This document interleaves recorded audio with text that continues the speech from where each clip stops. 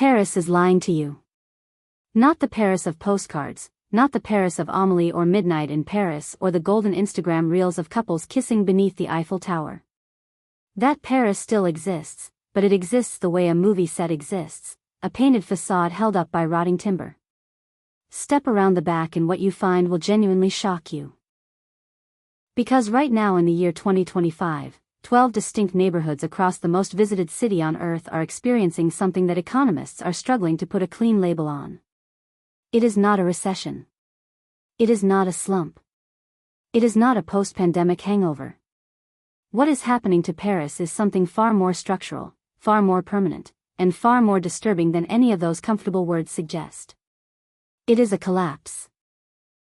A quiet, grinding, accelerating collapse of the social and economic fabric that tourism was supposed to protect. And the cruel irony, the thing that makes this story genuinely jaw-dropping, is that tourism itself helped create the conditions for this collapse to happen. This is not a story about poverty in some abstract distant sense. This is a story about how one of the wealthiest, most celebrated cities in human history managed to hollow itself out from the inside. About how 12 neighborhoods that were once living, breathing communities became something between ghost towns and open-air crisis zones. And about what happens to a city when the tourists stop coming and there is nothing left underneath. Let us begin with a number, 44 billion. That is approximately how much tourism contributed to the French economy annually at its peak. Paris alone accounted for the overwhelming majority of that figure. The city built its entire modern economic identity around the idea that the world would always want to come. Hotels, restaurants, luxury retail, river cruises, museum ticketing, guided tours, an entire ecosystem of commerce grew up around the assumption of permanent, ever-growing visitor flow. But ecosystems built on a single assumption are catastrophically fragile. And when the assumption breaks, as it has broken, the entire structure does not gently deflate. It cracks and falls all at once. So what broke the assumption? Not one thing. Never one thing. What we are dealing with in Paris is a convergence, a series of crises that arrived in sequence, each one weakening the city's defenses before the next one struck. It began with the pandemic, as it did everywhere. But Paris was uniquely damaged because it was uniquely dependent. When global travel stopped in 2020, French cities with diversified economies, Lyon, Bordeaux, Nice, suffered. Paris hemorrhaged. The city lost somewhere between 60 and 80% of its international visitors in a single year. Hotels that had operated continuously since the Belle Époque shuttered. Restaurants that had fed generations of travelers locked their doors. And the workers, the hundreds of thousands of people whose livelihoods depended on the visitor economy, they did not simply wait. Many of them left. They moved to cheaper cities. They changed careers. They did not come back. Now, let us get specific. Because the true story of Paris's collapse is not a macroeconomic story. It is 12 neighborhood stories. Each one distinct. Each one telling a piece of a larger picture. The first neighborhood we need to talk about is Goutte d'Or in the 18th arrondissement. The name translates to drop of gold.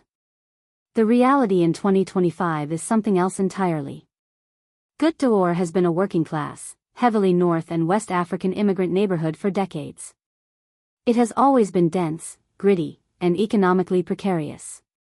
But what is happening there now represents a qualitative shift beyond anything in its modern history. Property abandonment has accelerated significantly.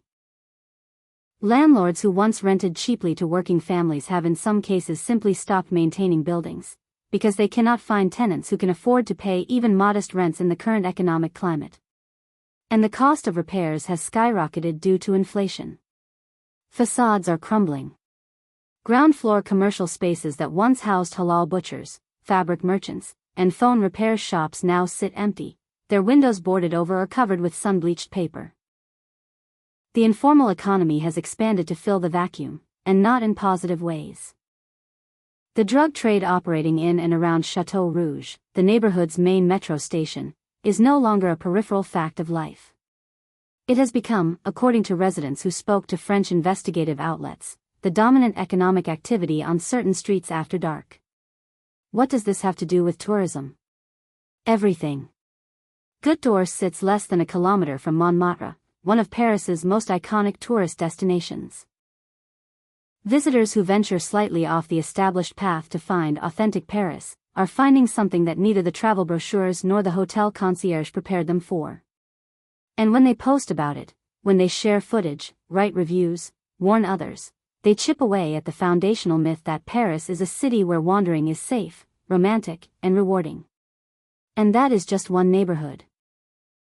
What follows across La Chapelle, Gare du Nord, Belleville, Stalingrad, the 13th arrondissement edges, Barbes, Château d'Eau, Ménilmontant. And Saint-Denis is not random decline.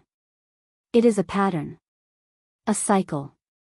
Tourism falls, jobs disappear, businesses close, neighborhoods hollow out, instability rises, tourism falls further. A feedback loop. And once it starts spinning, it is brutally hard to stop. Meanwhile, the city faces a cruel paradox.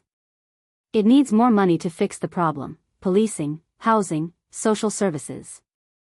But the very source of that money, tourism, is weakening.